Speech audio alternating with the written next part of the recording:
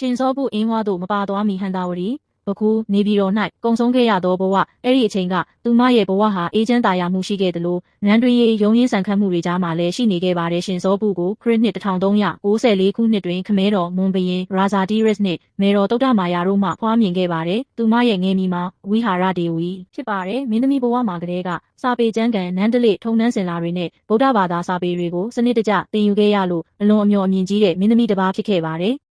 ရာဇာတီရမင်းကြီးဟာသမီးတော်ရှင်စောပုကိုအလွန်ချစ်မြတ်နိုးတာကြောင့်သူမအတွက်အကောင်းဆုံးနန်းဆောင်တဲ့အခြေရန်တွေကိုပေးထားခဲ့ပါတယ်။သူမအသက်20အရွယ်ခရစ်နှစ်1413ခန့်တွင်ခမဲတော်ကသူမကိုပညာပြဲတမိန်ပြဲဆိုသူမွန်မှုမတ်နှင့်လက်ဆက်ပေးခဲ့ပါတယ်။သူမဟာဟန်တာဝရီမှာအိမ်အောင်တဲ့ဘဝနဲ့9နှစ်ခန့်အေးချမ်းချမ်းနေထိုင်ခဲ့ပါတယ်။သူမမှာသားတော်တစ်ပါးပညာဘရုနဲ့သမီးတော်2ပါးနတ်တကာတော်နှင့်နတ်တကာတင်တို့ကိုဖွားမြင်ခဲ့ပါတယ်။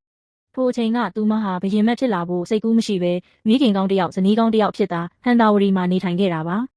သူမအသက်26နှစ်ခန့်ခရစ်နှစ်1420တွင်ခင်ပွန်းဖြစ်သူပညာပြဲကွယ်လွန်သွားခဲ့ပါတယ်အဲ့ဒီနောက်ပိုင်းမှာသူမဟာသားသမီးတွေနဲ့အတူမိုးဆိုးမဘဝနဲ့ဟန်တာဝရီနန်းတွင်မှာပဲဆက်လက်နေထိုင်ခဲ့ပါတယ်ခရစ်နှစ်1420ခုနှစ်တွင်ခမဲတော်ရာဇာတီရိုက်နဲ့ရွာဆန်သွားတဲ့အခါဟန်တာဝရီမှာညီကိုတွေကြားညတွင်မရာဇာပညာကျမ်းပညာအိမ်နန်းလူပွဲတွေပြင်းထန်လာပါတယ်